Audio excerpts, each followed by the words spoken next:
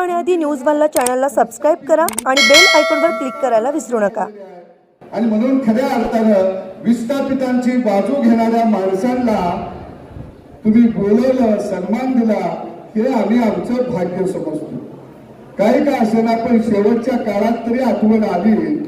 बऱ्याच वेळा काय होतं की माणसाचं वय झालं किंवा म्हातारपणी त्याला आठवायला लागतं, तसं आता निवडणूक जवळ आली, आता वय झालं या निवडणुकीचं, आता निदान तुम्हाला आठवण तरी आली, कोणतरी शेजार पाजारी आहेत आणि तुम्ही आम्हाला बोलवलं, आम्ही आलो, आमच्याही लक्षात आलं की आता पीक उगवून आलं, आता निंदायचं टाइम आलं, तण काढायला गेलं पाहिजे।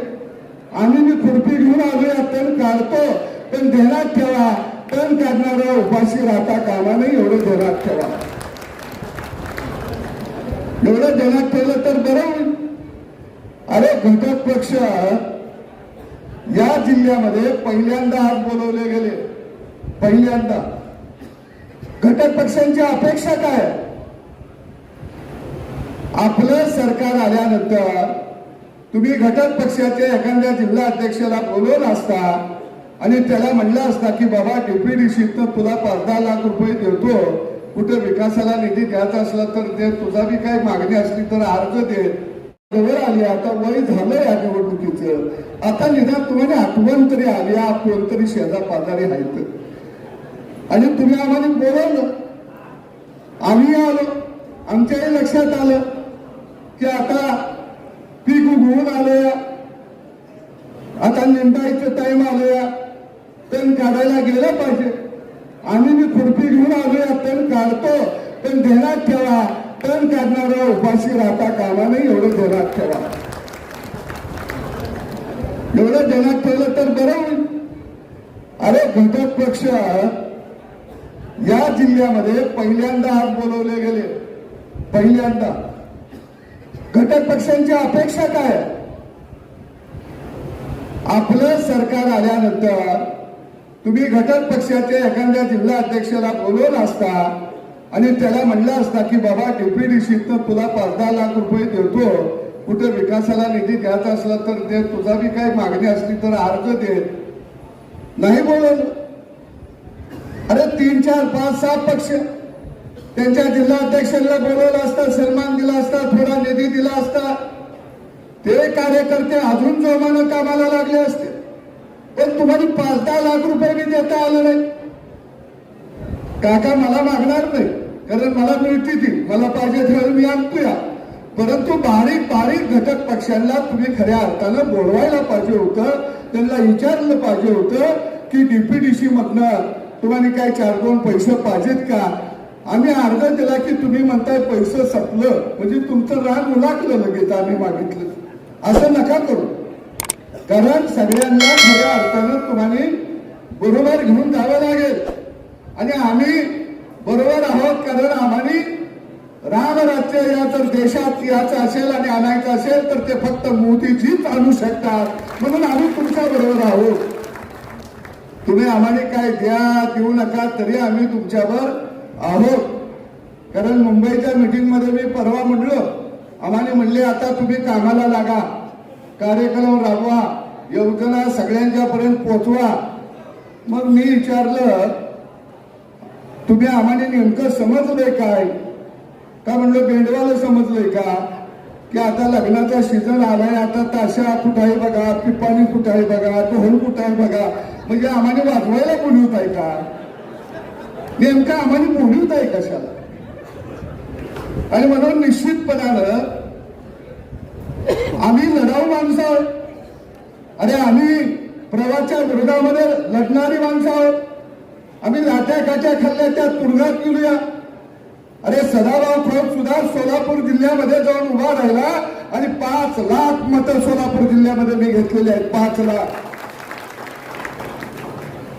असं काही नाहीये, परंतु ज्यावेळी आम्ही तुमच्या खांद्याला खांदा लावून सत्ता नसताना उभा असतो, अशा वेळी खऱ्या अर्थानं या बारीक बारीक पक्षाच्या कार्यकर्त्यांना अरे सन्मान द्या।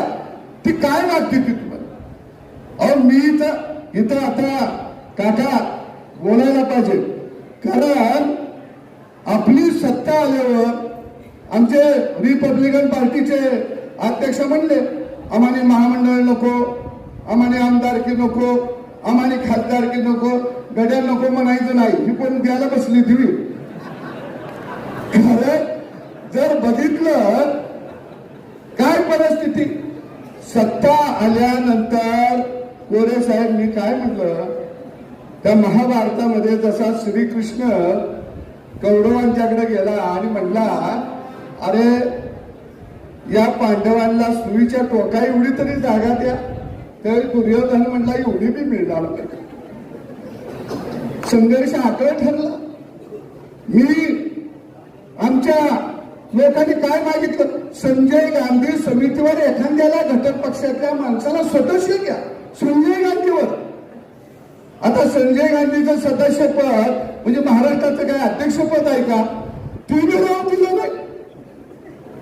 संजय गांधीचं सदस्यपद तुम्ही देऊ शकत नाही घटक पक्षाला एक, आणि मग म्हणायचं आमची महायुती म्हणजे नेमकी कुणाची? आणि म्हणून मला स्पष्ट नेत्यांना जिल्ह्यातल्या सांगायचं आहे, तुम्ही आमचा अपमान करू नका. आम्ही लढणारी माणसं आहोत. आम्ही मोदींच्यासाठी, देवेंद्रजींच्यासाठी आम्ही लढायला तयार आहोत. कारण आम्ही प्रवाहाच्या विरोधातली माणसं आहोत.